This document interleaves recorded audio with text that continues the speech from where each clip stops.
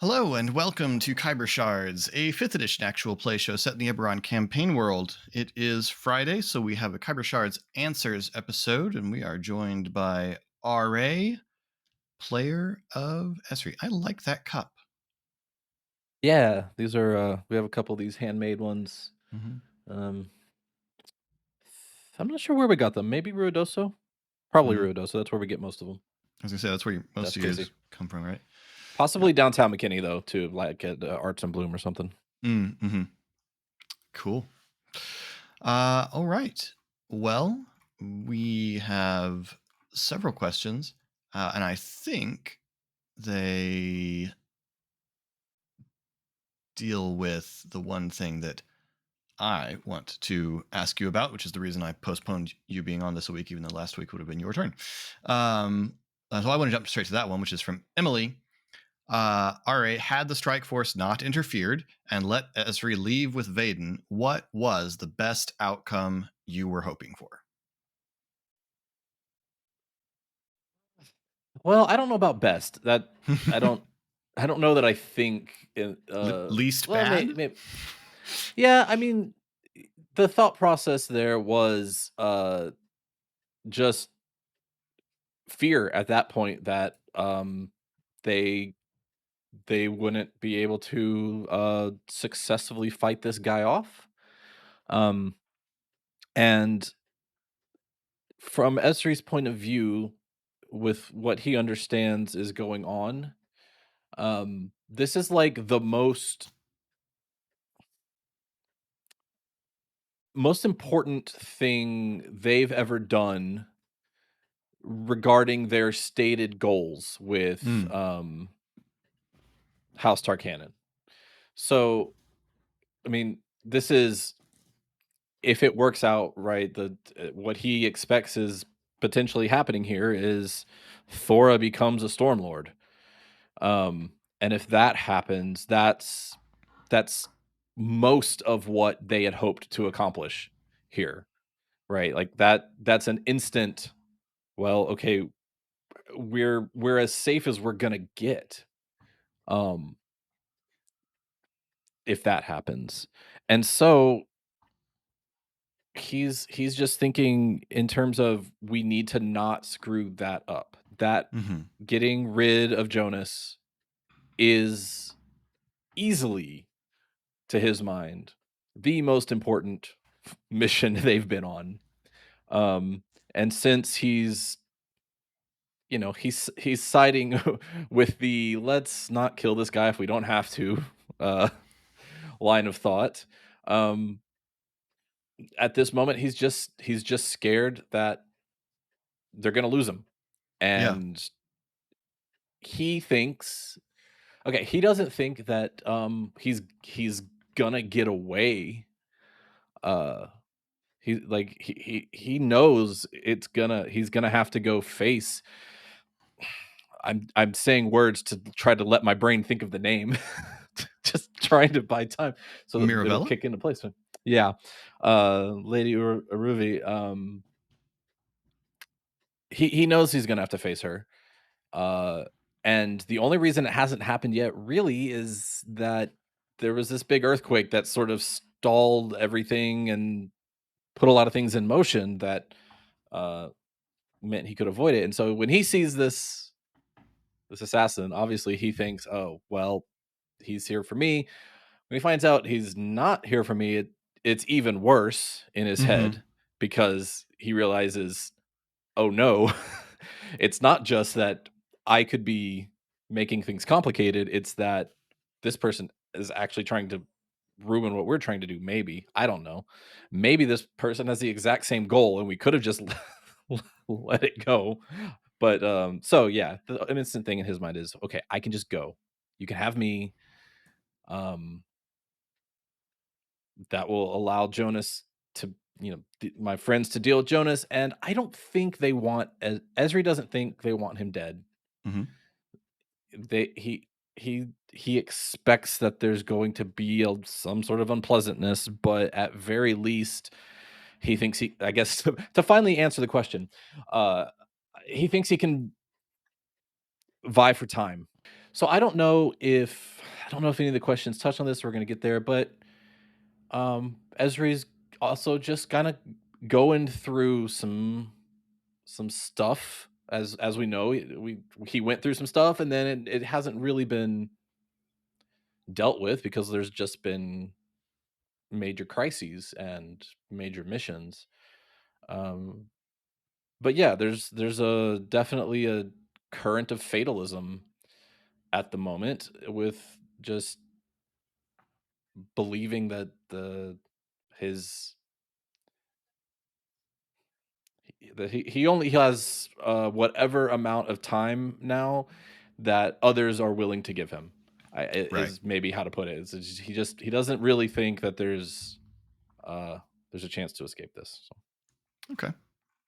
Uh, he thought at the moment, I'll put this out there too. He thought, hey, this is my chance to finally, I can turn this into a good thing. At least Hmm. I have a card to play to Right. help. I can Yeah. play it. And since I can't really help if we get into a fight, I might as well do that.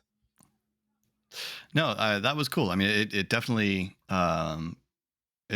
caught me. I did not expect that, and so that was a cool um, twist thrown into the opening move of the encounter. So I liked that a lot. So between them, Darren and Laura would like to know whether you think you would get along with any member of the strike force, including Cal and including Esri. Yeah, I did. So I saw this because I guess they've asked, or I've seen this question of asks of others. Um, and it made me we talked about this a little bit this week. It made me realize that given how Esri treats Cal, viewers might not understand how much I love cats. Mm-hmm. And I do. Cats are my preferred animal companions. I've had a cat, at least one, actually, usually two, for my entire adult life.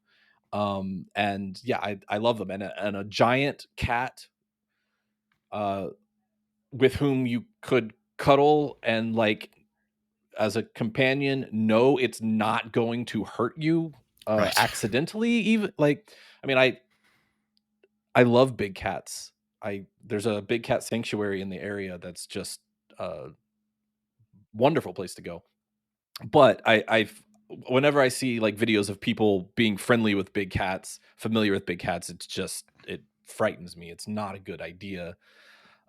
And we have examples Sure. of why that is.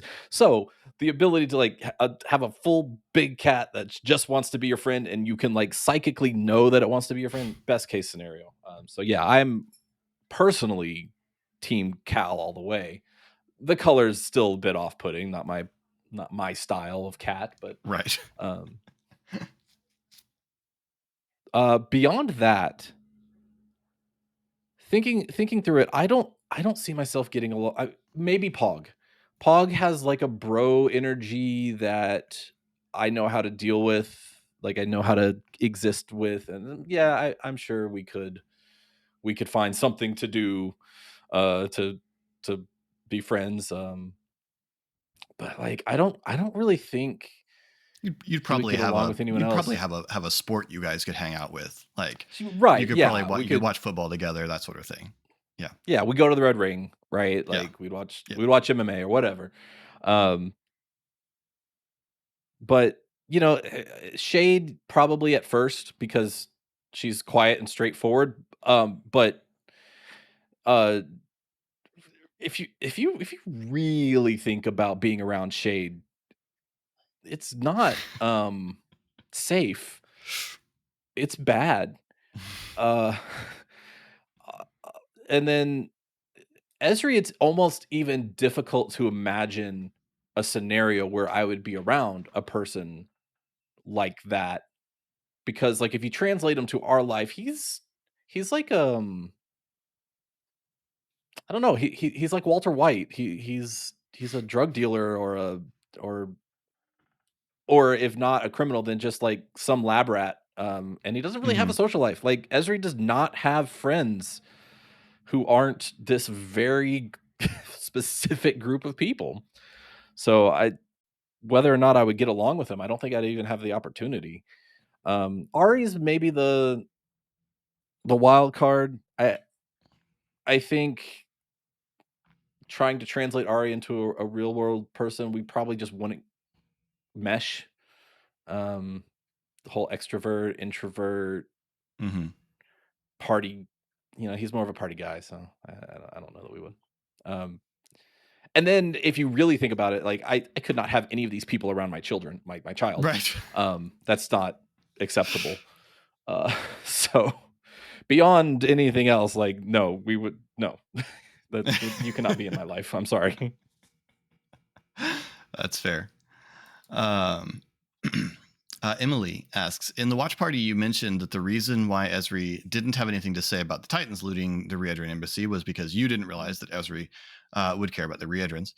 Um, if you had realized this, whether this was something that Esri would care about, what difference would that have made? How differently might Esri have reacted, do Yeah, you so think? the to bring those up to date in the way that I was not up to date or didn't remember, the Reedrans are the sort of anti Kalishtar. Um, Sort of, right? yeah. Th- Basically, Riedra They're the is a followers of police the state. bad Yeah, quarry. correct. Yes. Riedra is a police state that controls people's thoughts and minds through influencing their dreams in kind of the same way that Esri's quarry influences dreams, but in a sort of sedate and submissive, brave new world kind of way. Yeah, so but they actively are anti Kalishtar, right? Like Yeah. they are Yeah, yeah. they They hunt they Kalishtar or they yeah, the Redrins outlaw perceive them. Kalashtar as, dangerous radicals, essentially. So, I mean, Esri or I played Esri as wanting to get out of there because he was just disinterested in what was going on. The change I would, in hindsight, think about making is that he would be actively, like, trying to remind his friends, like, "This is not something I want to be part of if these people come back. This is Right. bad for me. Let's go, please." Great, they're taking down the building. If this goes badly, yes, please let's not be here. This doesn't Yeah. involve us, and it really shouldn't involve me. Yeah, I felt like your reaction ultimately made sense, even if it didn't come from the same motive that you might have if you had caught the distinction. Um, Yeah, I mean, if you wanna play it back in terms of, like, with that mindset and just what actually was going on, it's more like Ezri was playing this very uncomfortable for him situation cool, mhm, waiting for Ari to, like, catch on. right. "Let's go." Um, and then I'm interested in this answer. Emily has either clocked or just asked when the right people were on, that both you and I really like monks, and would like to know our Wow. favorite monk subclasses. Yeah, yeah, I did see this. So to give my history, when I played one monk, um, he ended up being a four elements monk, but it was a conversion from Pathfinder. Hmm. And in Pathfinder, I don't exactly remember like if they have how the subclasses worked or whatever, but I remember that I had pre-built he was like a stances monk. Mm. And so it was, or and maybe that's just monks in that system. I don't recall, but it was like these multiple different animal stances that you take on. And I had sort of pre-built out how that was going to go for him, and then the closest thing that I could find in D&D at the time when we converted was this uh elements, because you get these different, instead of different stances, you get the different like elemental abilities that you can sort of switch back and forth. And I like that. I'm a big Avatar the Last Airbender fan, like especially the original show. I've watched through the whole show 3 or 4 times now, because I find someone who hasn't seen it and I say, "We're gonna watch it." And then we watch through the whole thing Yeah. again. So that was cool. I don't know if I'd say it's my favorite. Like if I were to start again, there's been a bunch that have come out since I've played. Yeah. Like as many as were available when when we Definitely. started because we were pretty early on in 5th edition, I think, Yeah. when we started. So there's several I'd like to try the Astral Mind. Is that right? Hmm. The one where you get like tentacle, uh, like the guy in Umbrella Academy. You get the Yeah, spectral yeah, tentacles. Like yeah. Hmm. I would love to play that one, I think. And then the Shadow Monk thing. Yeah, that's I'm actually playing a different. I'm playing a Shadow Sorcerer in our home game, and um, makes me think about multi-classing. Like Hmm. it would fit so well Oh yeah. to have some of those abilities. Yeah. Oh, that'd be a cool combo.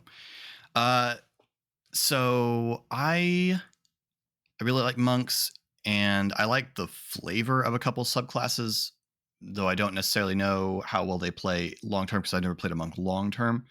I really like the flavor of a Kinsei monk because I really like the idea of a weapons based martial artist.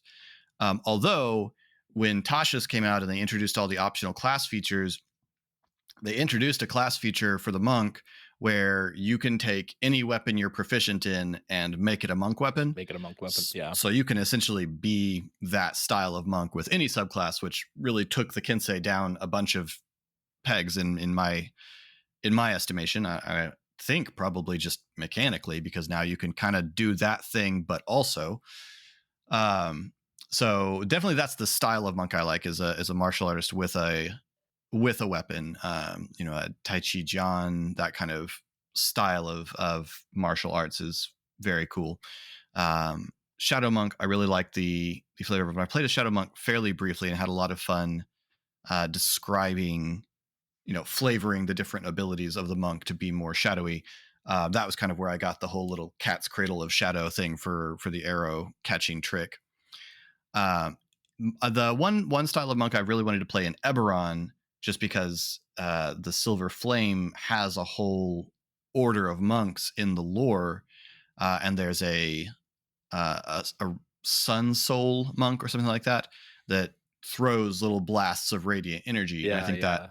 that would be a neat flavor link with Eberron. So um, I should point out that you made you made that monk of mine a custom staff, yeah. like a 4 element staff, and that actually became very core to his character using that, and so that also, just changes things, because so much of what he did revolved around that, like the abilities of that staff, and so Hmm. maybe my favorite monk is like a custom, Right. uh, custom designed monk. I would love to play. We did, I think, a session where we were all monks. Oh yes, that was such a When fun he we did session. like a yeah. I would love to play a campaign of like all monks. Hmm. Uh, just You're because defending a monastery. I mean, that just they're like so works different. really well as a story concept. Probably better than any just about any other all one class kind of thing. I mean, yeah, it could be a troop of bards or something, I guess. But the all Yeah. monks, because monks have this tendency to do the whole isolated monastery thing in the classic archetype, it just works really well as a concept. Yeah. So yeah, that was a really fun little one session game that we played. That was neat. I liked that a lot. Mia asks, I completely get Esri not getting his significance to the group as a whole. Do you think do you think there may ever be a point when he finally groks that he means as much as he does to the rest of the gang? And what do you think that might look like? Okay, so that goes back and touches on a bit of what I was saying. Hmm. Oof, that's really tough. Sure, there's always the possibility. I think he's grappling largely with this. Well, he's on like this it's a roller coaster, but self-correcting wave of feeling very important and feeling very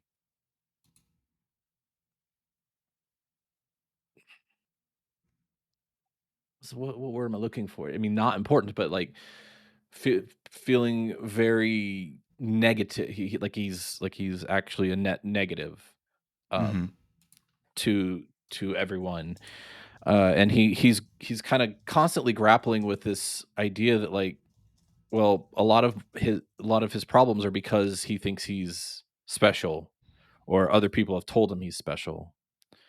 Um, Man, yeah, it's such a hard question. uh, I don't know, not anytime soon because I think he really sees at the moment he feels like it's he's a problem Mm. for the group. Um, Boy, what would it look like? I mean, that's the thing. Like at the moment, he sees his value to the group as like he he's he he could have done something self-sacrificial to help the Yeah. group, but now that was rejected by the group, and I'm not sure he gets it other than I don't think he sees it as like love. Hmm. Um, he sees it as I don't know, maybe something dumb that the group did Hmm. because we protect each other, and we do that regardless of the consequences. And he does try to be a very practical person. He like I've mentioned this before. He doesn't really have a philosophy. Um, and if he can't sacrifice himself to help the group, yeah, I think exactly what what his value is to this group now is very much in question for sure. Um, so unless like what we're into really changes, I don't know what it would look like. That's interesting. Um, and very sad. Yeah, yeah. I don't. It's hard for me, and I think there are stories. I think redemption stories, and I think there's a place for those. But it's hard for me to work a character from extreme trauma to well adjusted. It Hmm. can I think it's there, but it takes time, and I think it should take time. Um, and I do think there's got to be something like what part of the story so far has been therapy for him. Right. And it hasn't. It's uh how do you go from all of these multiple levels of trauma to seeing to having self-worth, and self-worth that isn't arrogance or self-aggrandizement. Very Hmm. difficult. Yeah, Difficult it for real definitely is. people, difficult for him. Right. Um, and I believe our last question ends on a much lighter note. Emily inquires, how badly would Mo's image of Pog be shattered if Mo were to find out that the mighty Kolos Crusher is scared of fish people? Yeah, yeah. Devastating. Absolutely devastating. Especially for Mo, because Mo's a street urgent native of this place. So like, Hmm. yeah, I mean, yeah, those are out there. That's not you don't go play in the water, duh. But like, Right. come on, that's nothing to be scared of. Or I mean, it is, but like, you could take them. I mean, come on. What is? Yeah, that would be absolutely just horrifying to Mo to see. Well, we will have to hope that Mo never finds out. Well, that is all of our questions. So thank you all so much for submitting such interesting questions. Let's us dig into the characters here. And if you'd like to get in touch with us, if you want to submit questions, you can do so on our Discord. You can find links to that and all of our other social media down in the description below. new episodes of Khyber Shards, and we'll find out what happens with the fish people next time. Drop every Monday. You know. New Khyber Shards answers every Friday. And until next time, thanks for rolling with us.